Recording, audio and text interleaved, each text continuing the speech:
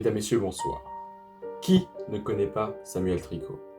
Quel que soit votre âge, votre pays, votre culture, ce nom vous évoque forcément quelque chose. Témoin de toute une époque, l'une des personnalités les plus en vue de son temps, cet homme ambigu, contrasté et complexe a laissé une profonde trace derrière lui. Et que connaissez-vous réellement de cet homme?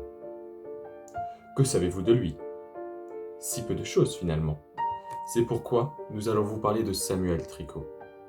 Vous faire découvrir cet homme que vous croyez connaître et vous le montrer comme vous ne l'avez jamais vu.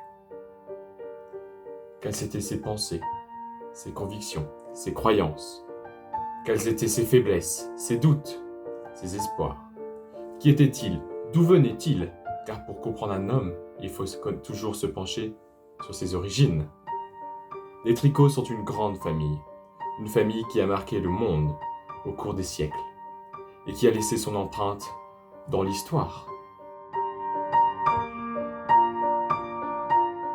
Le premier ancêtre connu de Samuel est le général romain Julius César Tricot. À chaque fois que je pense à ce que Cicéron dit de lui, Itaque Caesar Tricot, bellice tuae lodes celebrabuntur illae quidem non sulum nostri sed paene, omnium gentium litteris atque linguis, nec ulla umquam aetas detuis laudibus consistesque. Que dire de plus? Fin stratège, militaire de génie, guerrier impitoyable, la terreur des barbares, tels étaient les surnoms que l'histoire lui attribua. Cet homme seul repoussa les frontières de l'Empire romain pour en faire le plus grand empire du monde. On raconte qu'à force de passer sous l'arc de triomphe, il a fini par creuser un sillon dans la route. Ce type-là était vraiment génial. Aujourd'hui encore, on s'inspire de la façon qu'il avait de mener la bataille. Il savait y faire. Homme politique sans scrupules, il commandita secrètement l'assassinat de tous ses opposants au Sénat avant de se faire élire consul à vie. Cependant, les sénateurs qui commençaient à se douter de quelque chose fomentèrent contre lui un complot pour mettre fin à ses jours et rétablir la République. 40 coups de couteau? Il faut reconnaître qu'ils y sont allés un peu fort, si on peut dire. Heureusement, loin de s'éteindre ici, la lignée des Tricots perdure encore pendant des siècles et produit de grandes figures historiques telles que Enguerrand de Tricot, Robert Pierre Tricot et Sir James Tricot de la cour royale d'Angleterre. Alors lui, c'est un homme épatant. Vraiment, un homme épatant. Je n'ai plus d'autres mots pour préciser à quel point c'est un homme épatant. Sir James Tricot est né à Londres en 1807. Brillant ingénieur, il invente successivement la roue, l'eau chaude et l'électricité à la grande stupeur de ses contemporains qui méprisèrent d'abord cet homme, en avance sur son temps, avant de le reconnaître à sa juste valeur. C'est quand même fascinant de penser que lorsqu'on ouvre le robinet d'eau chaude et qu'il en sort effectivement de l'eau chaude, si on peut le dire, c'est grâce à lui, c'est grâce à cet homme, ce génie. We are concerned here with an act of humanity, with the maintaining of cultural values, and not least with a measure of considerable political importance. The effect upon all nations, and not least upon the Germans, of the fate of these innocent people, so maliciously persecuted, must not be underestimated.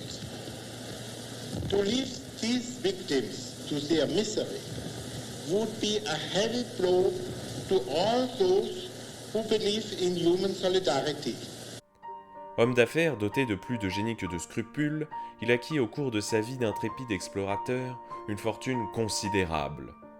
Il est, incontestablement, la gloire, la fierté, le véritable joyau de la famille Tricot. Il était de ces héros sympathiques dont on raconte les anecdotes pendant les repas, et dont les histoires rocambolesques bercent le sommeil des jeunes enfants le soir. Que de bons souvenirs. Si Sir James fait la fierté de la famille, au contraire, Friedrich Trickhoffner, indésirable rejeton d'une branche germanique dégénérée de la maison Tricot, est indiscutablement la honte de la famille. Gravement touché par la crise économique de 1929, pendant laquelle il perd son emploi, Friedrich Strickhoffner adhère au parti nazi en décembre de cette même année. Cet homme est, si l'on peut dire, la part d'ombre, le côté obscur de la famille Tricot. Les Trifkoner se sont installés en Allemagne au milieu du 19e siècle et se sont assez bien acclimatés aux mœurs teutones, mais demeurent de conditions très pauvres. Friedrich appartient donc à cette masse populaire qui a embrassé le nazisme avec tant de vigueur. Ce sont ses convictions, c'est sa raison de vivre.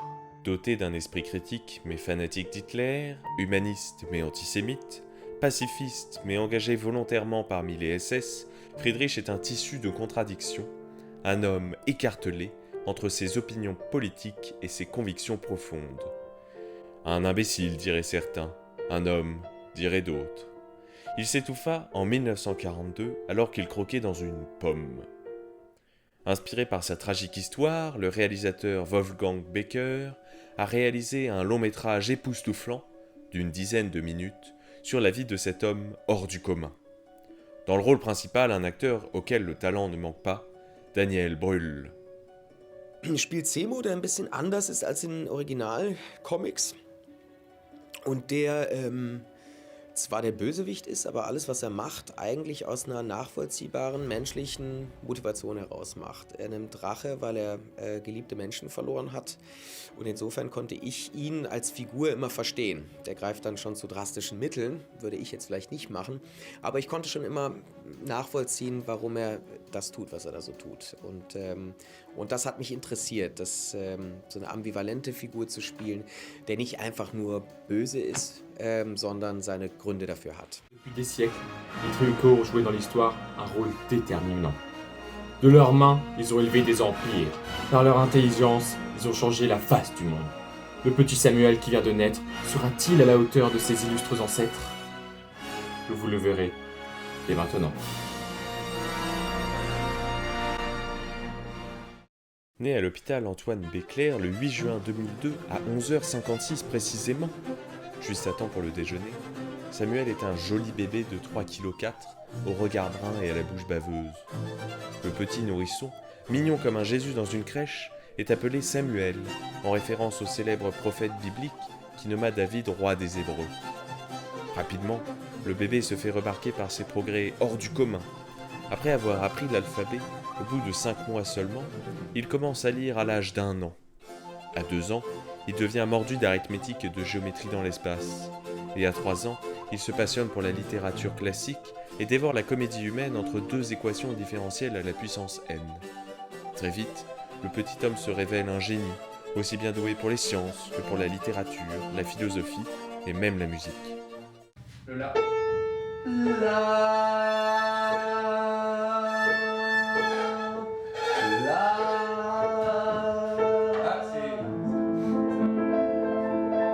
Ah oui. Ah, non. Donc, tu... ouais, non, toi. Tu fais ça? Ok. Ouais, alors on va jouer, j'aurais fallu la Marseillaise, voilà. C'est la...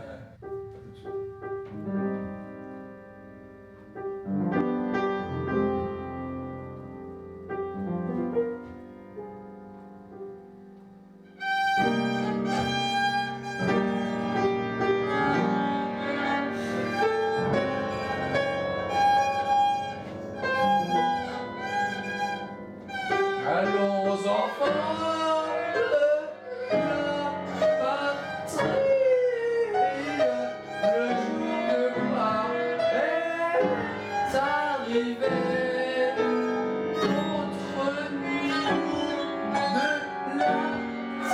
la tyrannie, l'étendard sanglant est levé. J'ai fait une fausse note, je suis désolé. Non mais Maël, putain, j'ai coupé, t'es chiant. Ah mais non, mais il a fait une fausse note, excuse. J'ai jamais vu ça. Le premier jour de classe, je me souviens, j'avais demandé aux enfants de me parler des livres qu'ils avaient lus pendant les vacances. Le petit Léopold avait lu Lulu et la princesse magique. Timothée avait lu Le petit cavalier en bois. Samuel avait lu La critique de la raison pure. Bon, jusqu'à là, tout était normal. Là où c'est devenu vraiment inquiétant, c'est quand il a commencé à faire des objections à l'œuvre de Kant, dont il démontra d'ailleurs la faiblesse des arguments. Le développement neuropsychologique de cet enfant est absolument prodigieux. le cortex cérébral parasymbiotique, selon toute vraisemblance, a été surstimulé pendant les premiers mois lors du développement prosaïque antérieur du cerveau. Mais cela n'est qu'une hypothèse. Et nous sommes face à un phénomène que l'état actuel des sciences ne peut expliquer et qui demeurera certainement inexplicable pour toujours. Comme nous le rappelle le proverbe mens sana in corpore sano, à l'âge de 5 ans, Samuel est déjà un intellectuel de premier plan, brillant mathématicien et physicien, écrivain de talent, critique d'art redoutable, mais il est également un sportif de haut niveau. Athlète rompu à l'exercice, un corps musclé ployant sous l'effort si magnifiquement que Praxilète l'eût certainement pris comme modèle pour sculpter Apollon, Samuel se livre aux exercices de gymnastique les plus périlleux, sans aucune difficulté.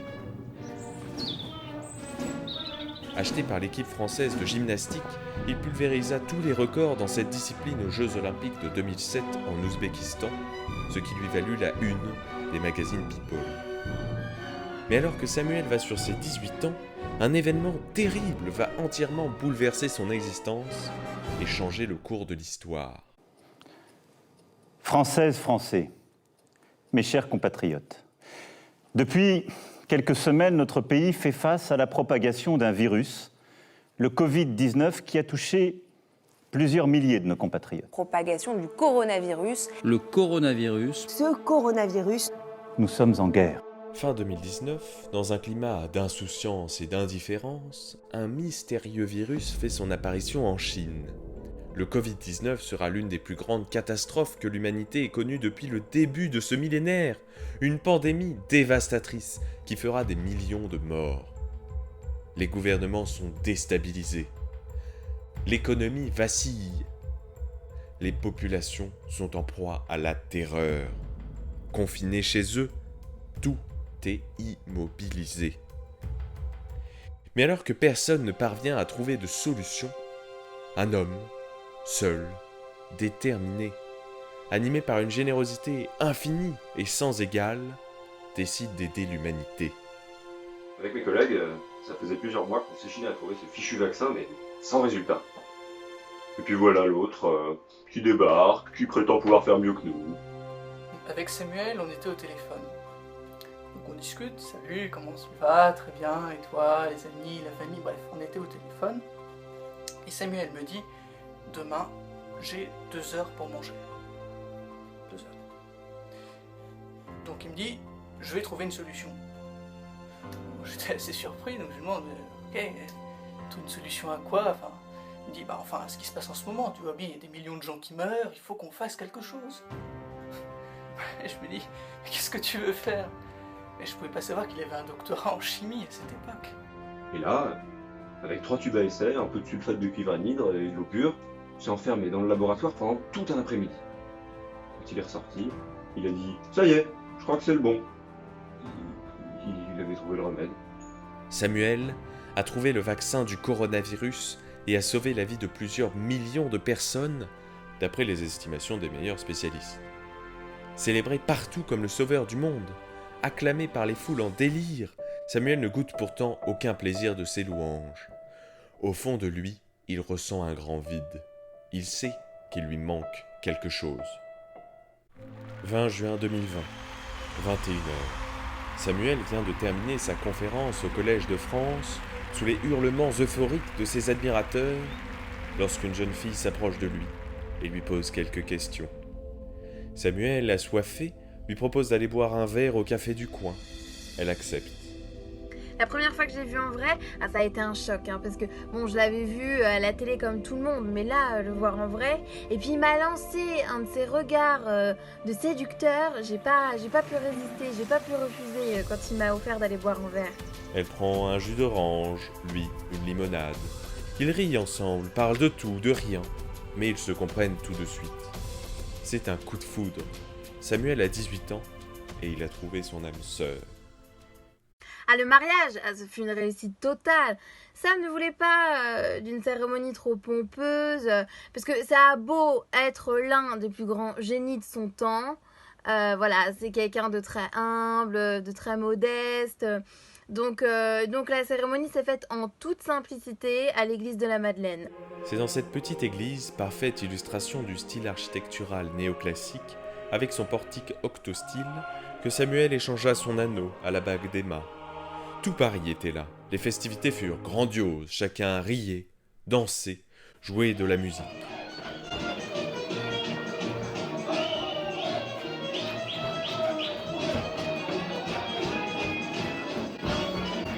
Du bruit, mais du bruit.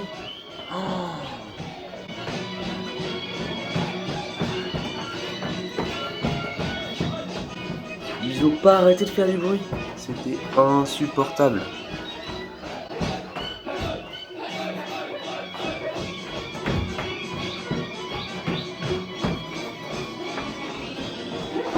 Plus, j'avais une migraine. J'ai pas pu fermer l'œil de la nuit. C'était l'enfer.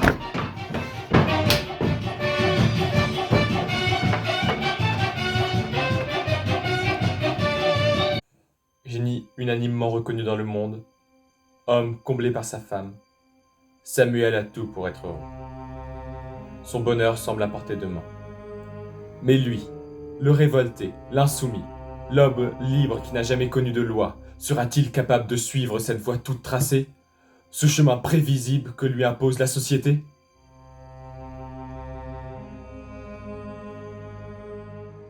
Alors qu'il s'apprête à intégrer une prestigieuse école de psychologie à Paris, Samuel prend une décision qui va changer à jamais le cours de son existence. Il plaque tout, du jour au lendemain, et sombre dans la petite délinquance. Je pense que Samuel se lassait de tout réussir si facilement. La vie honnête qu'il avait menée depuis longtemps n'avait plus rien à lui offrir. Et il sentait qu'il avait atteint une certaine limite. Vous voyez que cela ne le menait nulle part. Au fond, c'est quelqu'un qui aimait les défis, les challenges, qui prenait ce plaisir à sortir des situations les plus difficiles ou à surmonter des obstacles. Et je crois que c'est ça que Samuel cherchait en voulant tout recommencer à zéro. Le goût du risque, le frisson de l'aventure. Le jeune voyou magouille alors quelques combines pour gagner son pain. On le voit sévir notamment sur les parkings municipaux dans lesquels il tente d'escroquer les honnêtes automobilistes en leur vendant des tickets de rodateurs.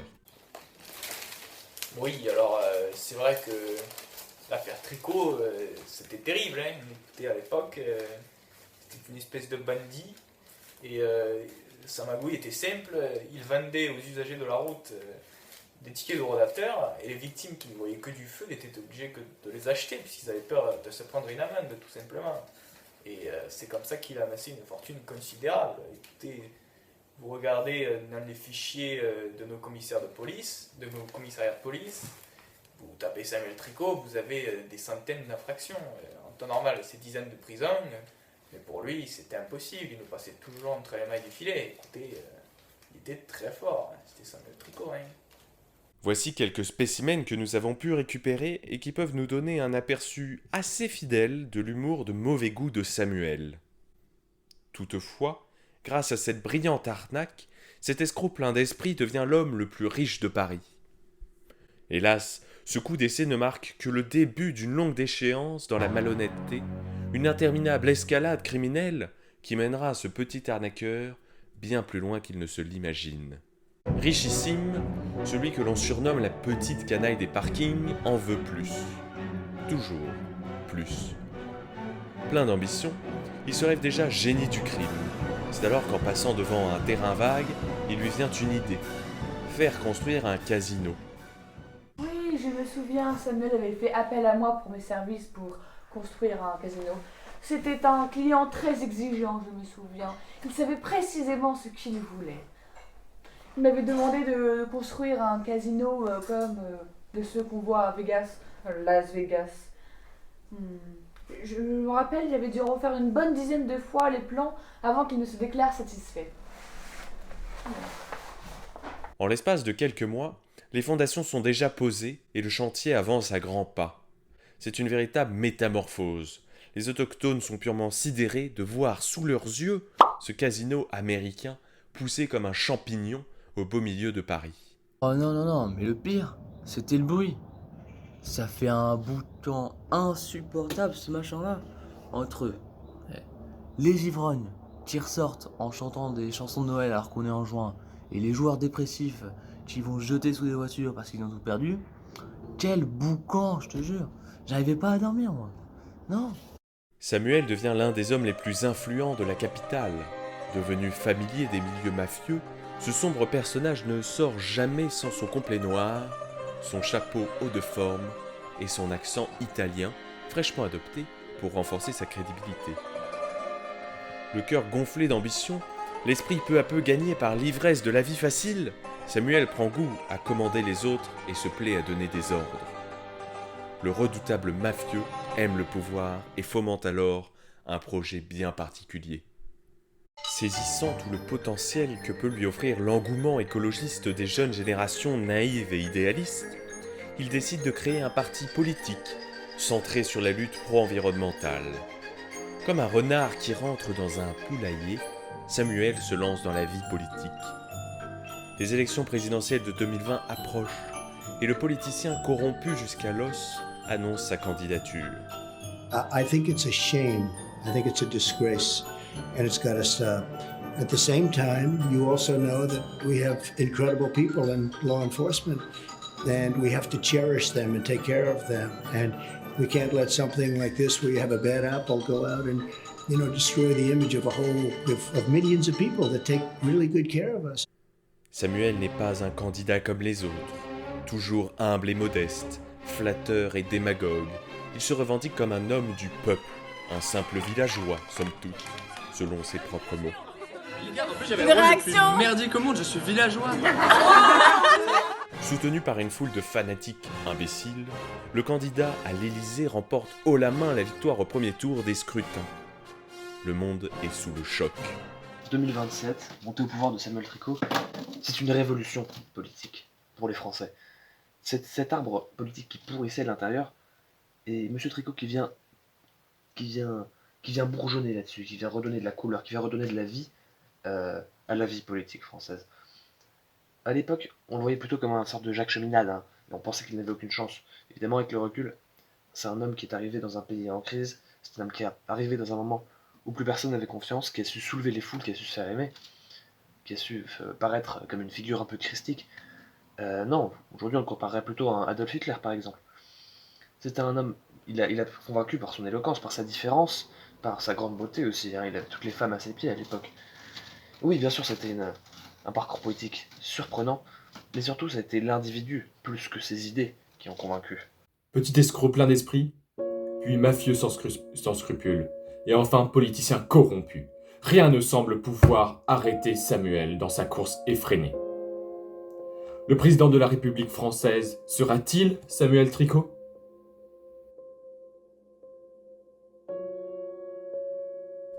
Alors que le candidat Tricot est sur le point de devenir le 10e président de la 5e République, un événement de sa vie privée vient contrecarrer son ambitieux projet.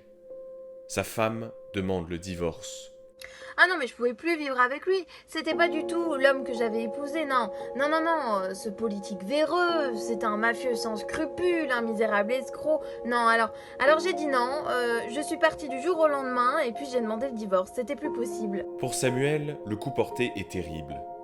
Et le pauvre homme qui s'était habitué à cette délicieuse vie d'oisiveté et d'inaction voit son train-train quotidien bouleversé.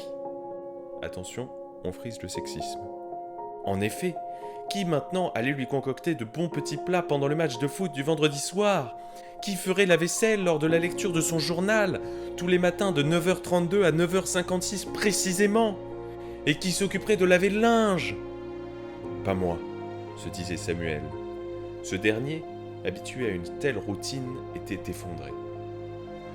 C'est le début d'une période de la vie de Samuel que les experts nomment la Grande Dépression.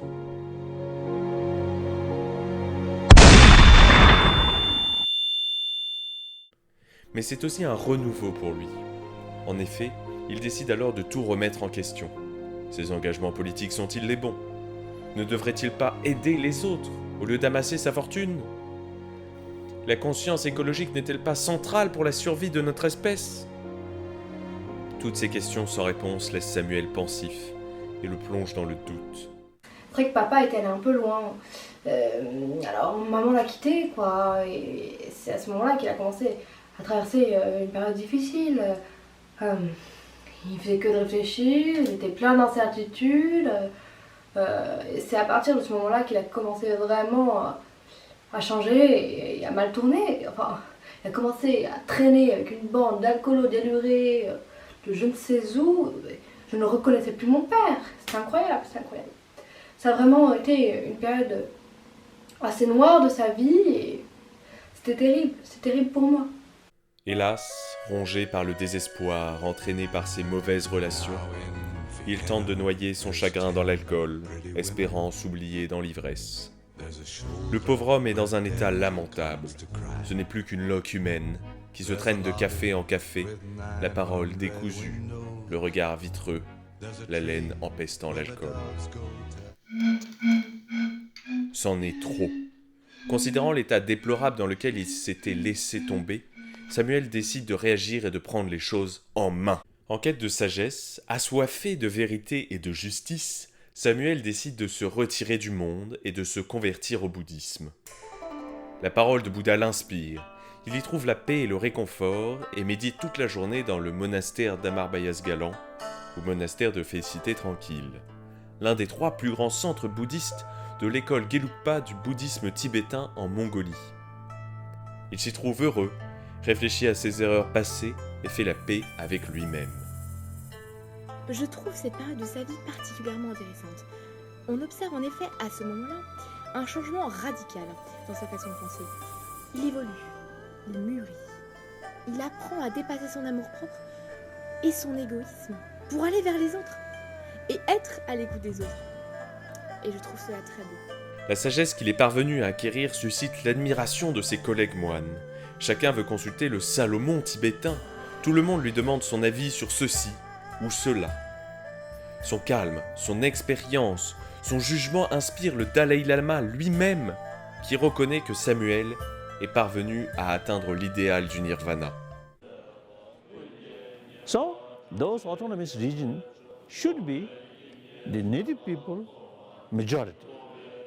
Then Han people, limited number, and also Han people who respect, you see, the local culture. And Tibet case, Han people, those Han people who wish, learn or practice Tibetan Buddhism, welcome, no problem.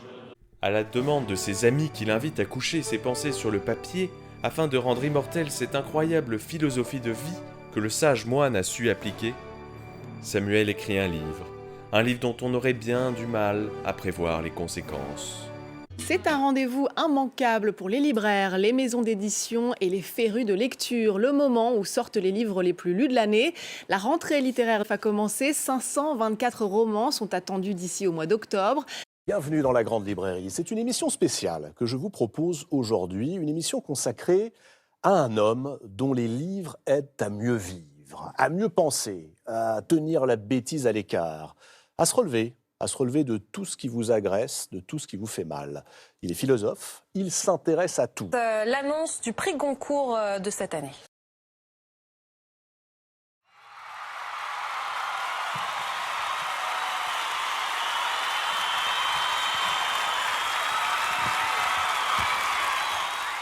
Véritable best-seller, livre le plus lu de l'année, œuvre récompensée par le prix Goncourt, cet ouvrage passionnant replace Samuel sur le devant d'une scène qu'il avait quittée depuis bien des années. Il a été un peu probablement surprotégé par une mère qu'on pourrait qualifier aujourd'hui de juive. Et il a été adoré après, tout le long de sa vie. Et ça a été très compliqué pour lui quand il est arrivé en politique, de sentir que les avis commençaient à se séparer à son sujet. Jusque-là, il était entre Johnny Hallyday, la pop star par essence, l'idole des jeunes, et Mao Tse-tung, l'homme politique puissant, fort, l'idole des jaunes. Alors évidemment, quand on a commencé à critiquer, quand les avis ont commencé à se séparer, à se diviser sur lui, ça a été beaucoup plus compliqué. Et à ce moment-là, il a décidé de retirer son épingle du jeu, de se mettre en retrait par rapport au reste.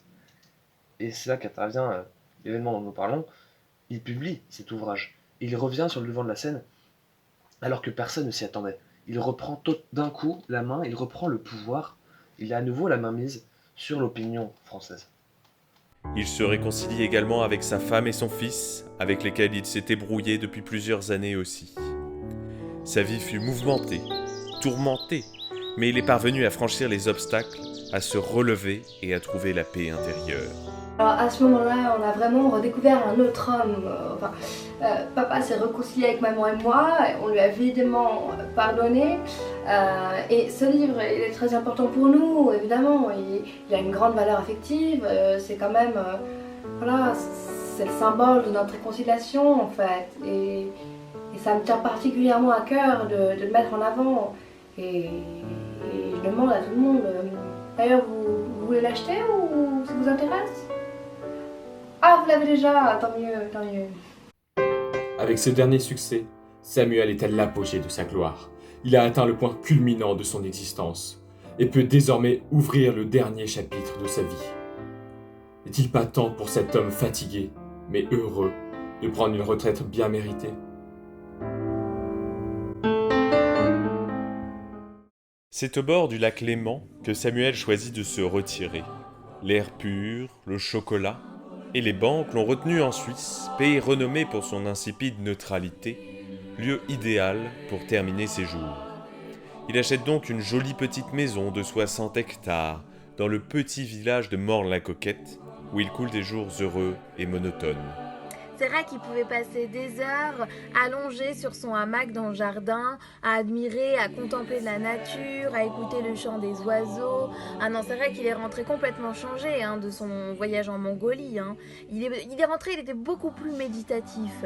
Et puis, pour moi, ça me rappelle le bon vieux temps, dans le jardin, avec moi, mon sable dans le hamac, et puis notre adorable Lizou qui courait dans le jardin. Non, c'était vraiment le bon vieux temps.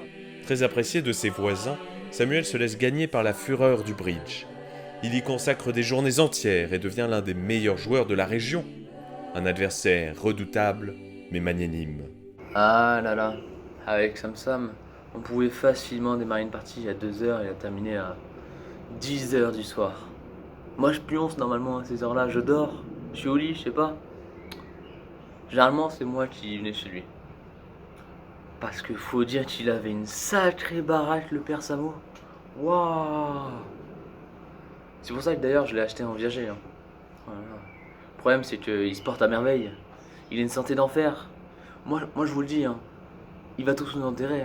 Il va tous nous enterrer, le salaud. Ici, à Genève, le temps passe sans que l'on s'en aperçoive. L'eau coule sous les ponts et emporte dans son sillage les défuntes années de la jeunesse, pour échouer sur le rivage de la maturité.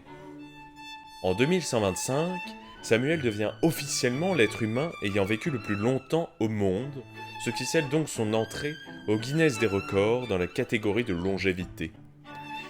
Il réagira en disant « C'est vrai que ça fait un peu long, ». Lors de l'enterrement de son voisin, il se souvient avec amusement lorsque ce dernier disait, une vingtaine d'années auparavant, « Ah, il nous enterra tous celui-là !» Le secret de la longévité de Samuel serait dû, selon l'intéressé, à une tisane avec une petite cuillère de miel, et ce, tous les jours. Les plus grands experts ont tenté de percer le mystère de l'extraordinaire longévité de cet homme, et plusieurs théories ressortent. Le plus probable, à mon sens, c'est que le miel contient un certain type d'enzyme, doté de propriétés tout à fait exceptionnelles, et que lorsqu'on verse quelques cuillerées de miel, ou pour être plus précis, d'Apis mellifera dans une tisane, et plus particulièrement une tisane parfumée à la menthe, il se produit une réaction chimique qui libère ces enzymes et leur permet d'agir.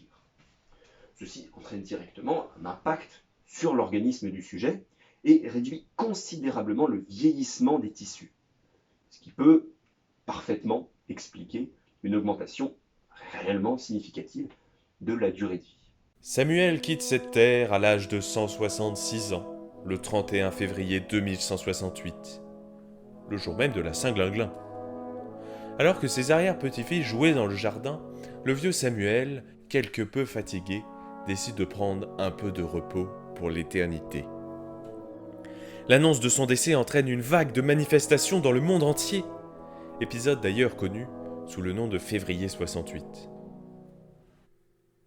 Alors oui, la mort de Samuel Tricot, c'était une vraie apothéose. Ça a été une fin de carrière éblouissante, surprenante. Et en fait, on voit souvent quand les gens meurent, une sorte de rage se décharger sur cette personne. Et là, ça a été tout l'inverse. On a oublié toute la haine qu'on avait pour Samuel Tricot. C'est peut-être au moment où il est parti qu'on a eu envie de le ramener à nouveau. Ça a été des cris, ça a été des pleurs, ça a été déchirant. Ça a été une période assez sombre, je pense, de l'histoire de France. C'est fini là? Du coup, on fait rien sur les détournements de fonds, les viols et tout. C'est vous qui payez, j'ai envie de dire. Le président de la République décide de panthéoniser Samuel et des obsèques nationales sont organisées.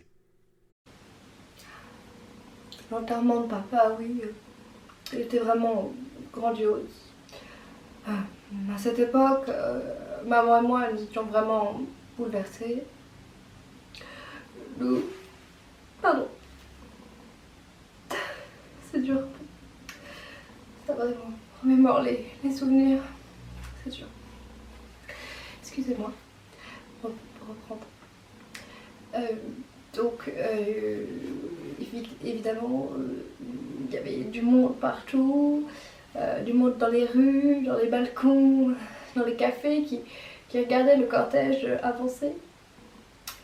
Et le cortège est même passé sous l'Arc de Triomphe, et exactement comme notre cher ancêtre Julius Caesar Trico. Ensuite il est arrivé devant le Panthéon. Et par contre, ça a été un peu dramatique, parce qu'il a été mis à côté de Voltaire. Pardon. Excusez-moi.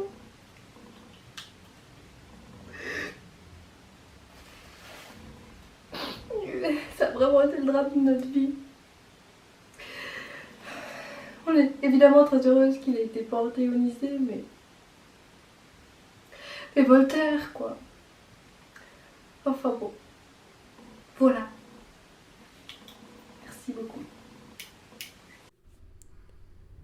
Oui, c'est dans l'enceinte de ces murs solennels, dans ce temple où règne la gloire impérissable, et sur le fronton duquel est écrit « Aux grands hommes, la patrie reconnaissante », que gît Samuel Tricot, l'un des hommes les plus fascinants du XXIe et XXIIe siècle.